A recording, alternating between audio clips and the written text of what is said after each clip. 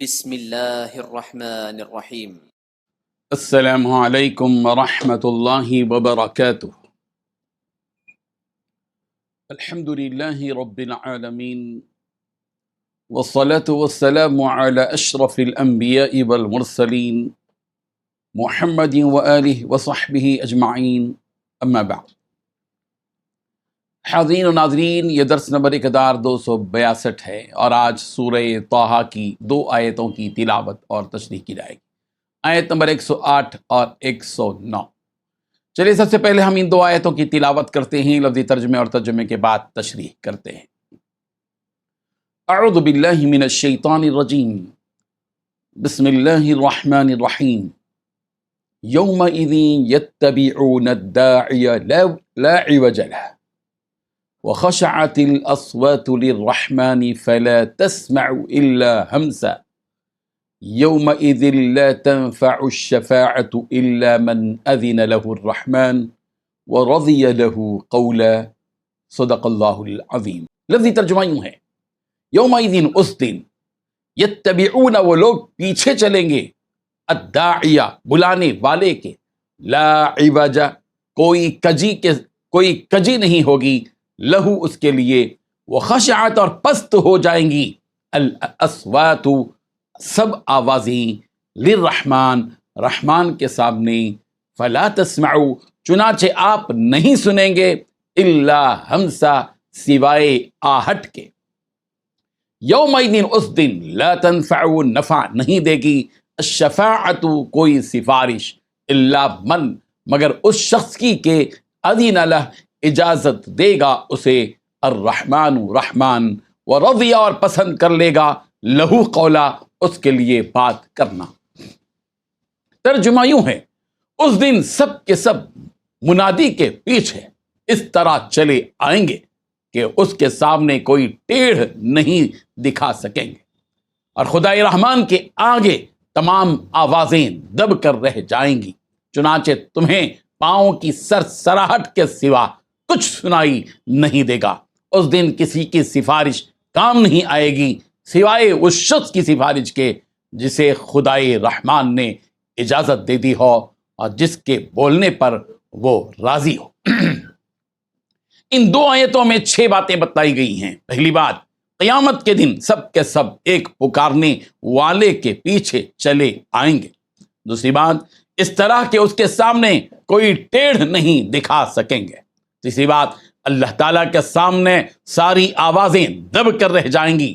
چوتھی بات، چنانچہ اس دن تمہیں پاؤں کی سرسراہٹ کے سوا کچھ بھی سنائی نہیں دے گا۔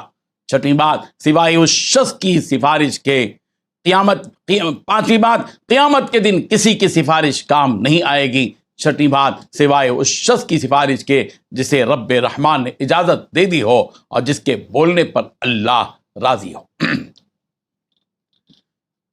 بزرگان محترم، جب قیامت قائم ہوگی تو دنیا جہاں کے سارے ہی لوگ ایک بلانے والے کی آواز کی طرف چل پڑیں گے، اور اس بلانے والے کی آواز کے خلاف کوئی بھی شخص دوسری راہ اختیار نہیں کر سکے گا۔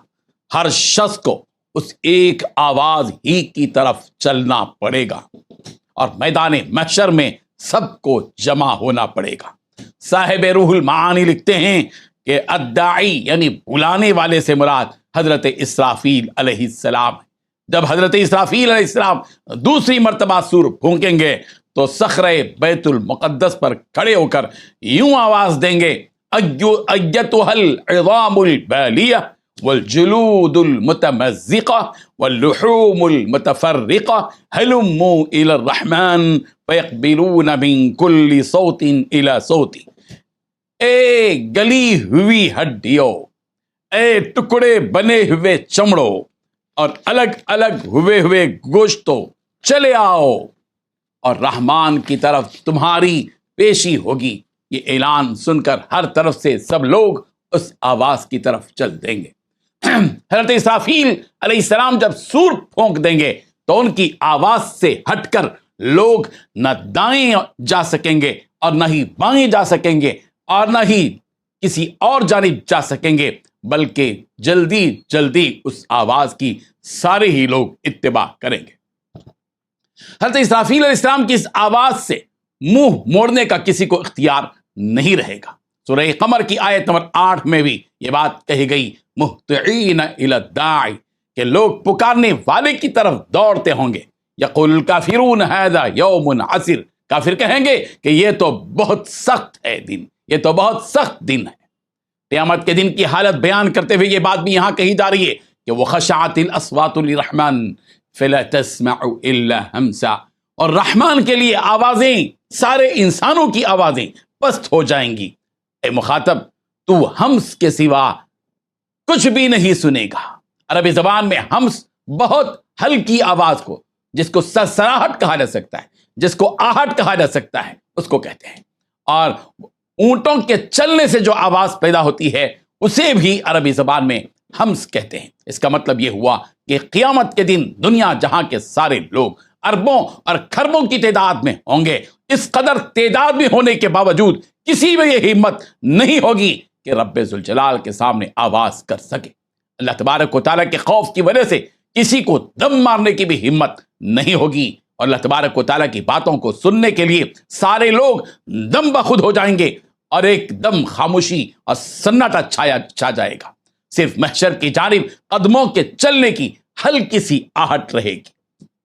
قیامت کے دن کی ایک اور حالت یہاں بیان کی جا رہی ہے، یومئذ لا تنفع الشفاعہ الا من اذن له الرحمن ورضی له قولا، اس دن کسی بھی سفارش اور شفاعت کرنے والے کی سفارش و شفاعت نفع نہیں دے گی۔ ہاں، جس شخص کو سفارش کرنے کی اجازت اللہ تبارک و تعالیٰ کی طرف سے ہوگی، اور جس کی شفاعت پر اللہ تبارک و تعالیٰ راضی ہوں گے، وہی سفارش کر سکے گا، وہی شفاعت کر سکے گا، اس لیے کہ اللہ تعالیٰ ہی دنیا اور آخرت دونوں میں مخلوق کے خالق اور مالک ہیں، جس رب ذوالجلال کے ہاتھ ہی میں ہر قسم کا اختیار ہے۔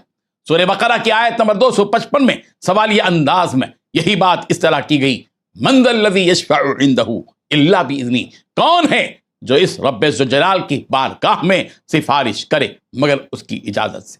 سفارش کے بارے میں یہ بھی ایک حقیقت ہے کہ سفارش کرنے کی اجازت نہ ہی ہر ایک کو ہوگی، اور ہر ایک کے لیے سفارش بھی نہیں کی جا سکے گی۔ اللہ تعالیٰ جس کے بارے میں سفارش کرنا چاہیں گے اس کی سفارش کی جا سکے گی، اور اللہ تبارک و تعالیٰ جس کو سفارش کا حق دیں گے وہی سفارش کر سکے گا۔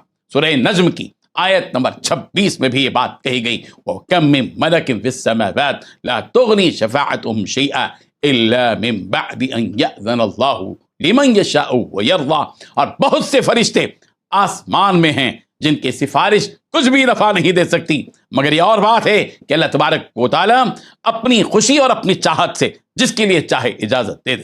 سورہ انبیاء کی آیت نمبر 28 میں کہا گیا، وَلَا يَشْفَعُونَ إِلَّا لِمَنِ ارْتَضَىٰ وَهُم مِّن خَشْيَتِهِ مُشْفِقُونَ، وہ کسی کی بھی سفارش نہیں کرتے بجز ان کے جن سے اللہ خوش ہو، وہ خود اللہ کی ہیبت سے لرزاں اور ترسا ہوں گے، ڈر رہے ہوں گے، کانپ رہے ہوں گے۔ اللہ تبارک و تعالیٰ ان حقائق کو سمجھنے کی ہم سب کو توفیق عطا فرمائے۔ وآخر دعوانا ان الحمد للہ رب العالمین۔